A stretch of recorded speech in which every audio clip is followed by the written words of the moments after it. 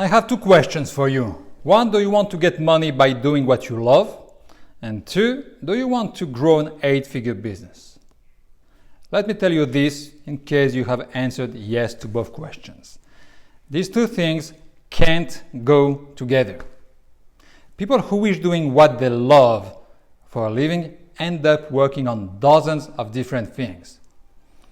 This comes from my personal experience after analyzing over 800 businesses during my career in mergers and acquisitions.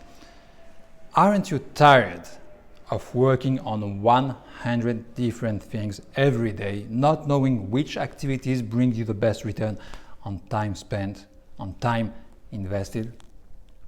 In addition, the activities that you have to work on are not the same regarding your business growth stage. What you need to work on to go from a 5-figure income to 6-figure is not the same as the activities that will bring you to 7 figures. And it's definitely not the same to grow your 8-figure company. Okay? It's like a wardrobe. There is no one-size-fits-all formula. Growth always happens in stages. All right? Besides, marketing and growth are two different conversations. Yet most business owners throw themselves into marketing, body and soul. When they want their businesses to grow, they only think marketing. Okay? But marketing is just how to get people's attention on your company, on your products or services. Growth is what has to happen internally within your business, i.e., with yourself. Your business being a part of yourself, an extension of yourself, especially at the beginning. Okay? So what has to happen with your personal activities? How you personally invest your time? What activities you personally work on? And this has nothing to do with what you love doing. Okay? That's what I want to show you. I want to print this in your mind once and for all. That's the biggest secret. And it's not a secret actually, since I learned it from every single 8-figure business owner out there that I have met. The reason why very few people talk about this is that they are not aware of it. Yet, that's how you really grow any business. And that's how you get to play with the big cats. Because let's face it, you know that the difference is not made in how hard you work. You know it. Otherwise, you would already be sitting at the top of the mountain, right? You do work hard. And you know it has nothing to do with the quality of your products or services. You know it. How many competitors with worse products and services make more money than you? So how come some business owners are more successful than you, while they have worse products and work less than you? The question remains. What about this? They work on more important things that bring greater return on time invested. They invest their time on $1,000 an hour and $10,000 an hour activities. Whether your business is making 5-figure, 6-figure, or 7-figure in revenue, I want to show you how to get to the next stage. Because I've been there. I'm David Vasilievich. I'm the author of the 400-hour work week. I was in mergers and acquisitions during a decade, 11 years actually. I've been a business owner for 25 years in total, in many different industries. I failed many times and I have succeeded a couple of times, growing and selling 5 7-figure businesses and 1 8-figure business, either organically or by acquisition. I have kind of retired a couple of times as well, and each time after a few weeks, I realized that retirement is not for me. Last time I retired was in March 2020, when I was asked, alongside a couple of other business owners, to close my business doors because I was considered a non-essential business as a corporate training company. Well, I closed it, definitely, as you can imagine. I was outraged. People numbering 42 million, just in the US, lost their jobs in a matter of days.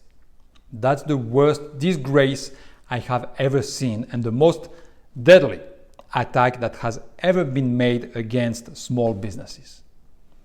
To expand on this topic, watch my video called Fortune 500 and Big Corporations Are Your Enemies.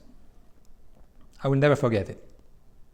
A lot of my contacts lost their companies, their main assets, overnight because they were in the wrong industry. I wondered what I could do to help my fellow business owners. So I started a YouTube channel at that time with live videos and weekly Q&A sessions. And after a while, I realized that overall, business owners' main problem was that they were working on the wrong things. They were wasting a lot of time on useless activities and non-essential activities because they wanted to keep doing things they love most of the time because of that. And my role was to show them what exactly to work on to bring their businesses to the next stage, whether they like or not the activity. I had to tell them things up front. We are not in middle school anymore. To grow your business, there are things that must be done. It's quite simple. And it is during that time that I decided to write this book by compiling and structuring 10 years of conversations with multiple 7, 8, and 9-figure business owners. Here's the book, The 400-Hour Work Week. It's a time management method for business owners, and I have designed it specifically for business owners who wish to grow an 8-figure business without losing everything on the way, as I have seen it happening many times. First, their relationships with their spouse, their children, their family, and then their health. It always works, goes this way, okay? Now, there's a prerequisite. You have to give up working on things you love. You have to work on the specific activity that brings you the maximum results, depending on where you are with your business right now. Because the activities with the best return on investment are not the same if you haven't reached the 6-figure threshold yet, as if you are just above, let's say, the 7-figure mark. It's totally different. All right? This book is like nothing you have seen before. Authors of all kinds of business books always go, if you are looking for a shortcut, my book is not for you because you need to blah, blah, blah. Well, let me tell you this. This book is a shortcut. If you are looking for a shortcut, this is what you need. Read it, apply it. That's the fastest way to grow an 8-figure business, known to men. For now, remember this. Growth happens in stages. But there are general rules for businesses that you must follow to make sure it grows steady and fast. And it's not related to what you love doing. At any stage, you have to do the right things to grow your business, as you have to do the right things to grow your children. But very few people know these things. I mean, for businesses. Because everybody knows them for babies and children in general. Breast milk, couple of months, no need for water, let her sleep a lot, don't shake her, gently hold her neck the first 3 months, then give her some solid food after 5-6 months. Of course, don't yell at her, read her stories to stimulate her mind. Then when they are a bit older, you get rid of your stupid sounds, you don't address them the same way, the communication changes, it's more mature. Then again, they grow, and you know you should never lie to them, always encourage them, like their mind, love their behavior, love their soul. You adapt your teaching so they can grow, okay? They're still growing, they are more independent, and you set up some limits. You lead your children by example, you have more mature conversations, and so on and so forth, and they become independent adults. Now, same thing applies for businesses. There are general principles to follow to nurture your business the right way, right from the beginning. If you start from scratch with little resources, you have to invest most of your time in marketing and sales. You handle your operations and your customer service personally until you reach around 6-figure in revenue per year. At this point, you can hire somebody to help you out, starting by a VA or two, then help for your customer service, support, sales. You create systems, you promote your message louder, you refine your business strategy, you watch your finances, your most important KPIs, and so on. As your company grows from 0 to 8-figure, there are always new things to do and activities to give up to continuously bring your business to the next level, new things to handle. Okay? And this is the exact same recipe for every existing business. What brought you here won't bring you there. Everybody knows the theory. Not much people know the practice though, the reality behind it. So they still work on things that matter less just because they love working on these things and their businesses don't grow. As Richard Branson said, if I can manage one company well, I can manage any company. And Stephen Covey said it also. Whoever said it first. Here's what they discovered. Critical things to work on are not dependent on your industry, and they are not dependent on how well you know your industry. Critical things to work on are not dependent on how much you love doing them. Critical activities to work on only depend on your business growth stage. To grow your company, you must get rid of certain activities that you love. To devote your time, your energy to the activities that matter the most.